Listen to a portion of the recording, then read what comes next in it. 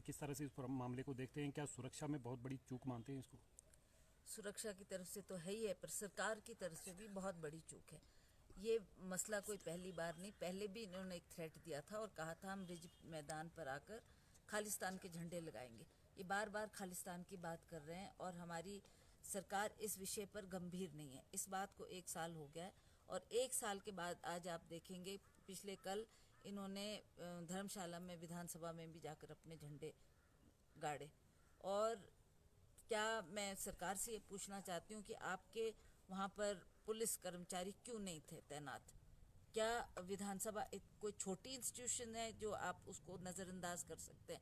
वहाँ पर सिक्योरिटी होनी चाहिए थे, वहाँ पर कैमराज लगे होने चाहिए थे, वहाँ पर होमगार्ड तैनात होनी चाहिए थी। वो क्यों? Not only at night, not only at day time, even at night it is very important to protect this big institutions.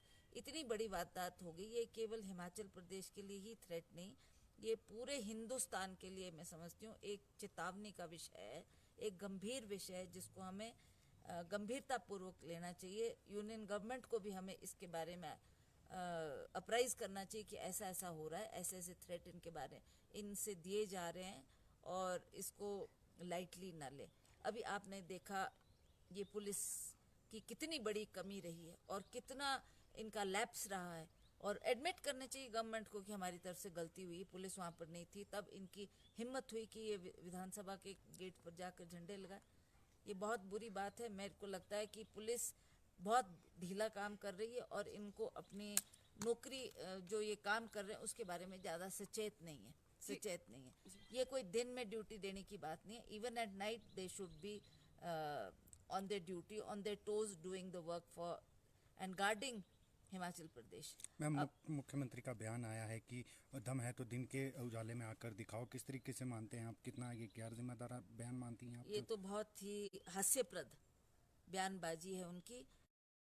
ये वारदात चाहे दिन में हो चाहे रात में हो, it's a serious matter, they should take it seriously and think about it and depute people who have intentions of working और अच्छी तरह से इस काम को करें।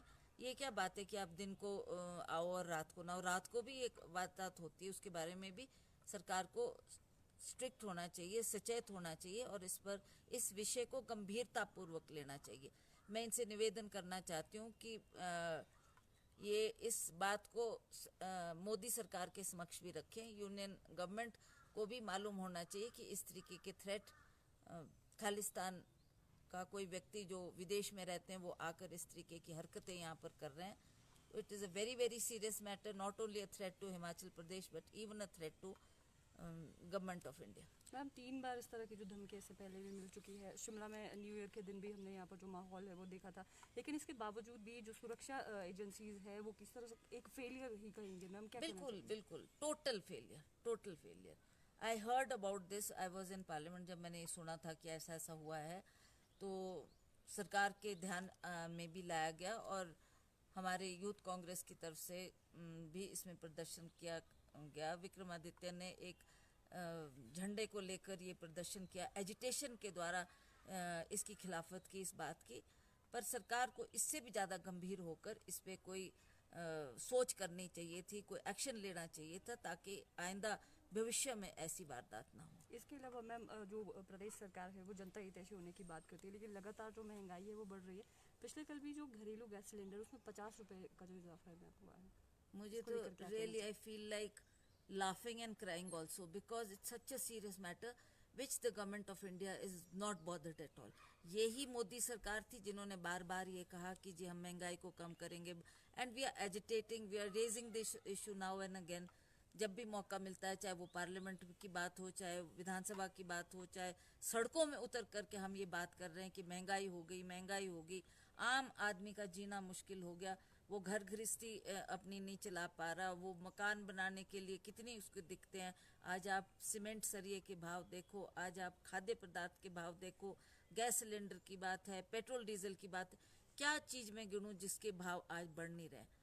तो मुझे लगता है कि इस तरीके का ये तो एक भद्दा मजाक प्राइम मिनिस्टर मोदी हमारे जनता के साथ कर रहे हैं। बोलने के बावजूद कहाँ तो घटाने की बात करते थे और जब सत्ता में आ गए तो कभी उनके से हमने इस विषय पर उन्होंने ध्यान नहीं दिया, और बार बार जो ये प्राइस राइज हो रहा है उसके बारे में ना उन्होंने कुछ कहा, और ना ही सरकार की तरफ से ऐसा कोई बयान आया कि हम सोचेंगे, करेंगे या करने जा रहे हैं। तब भी थोड़ा लोग राहत महसूस करते हैं।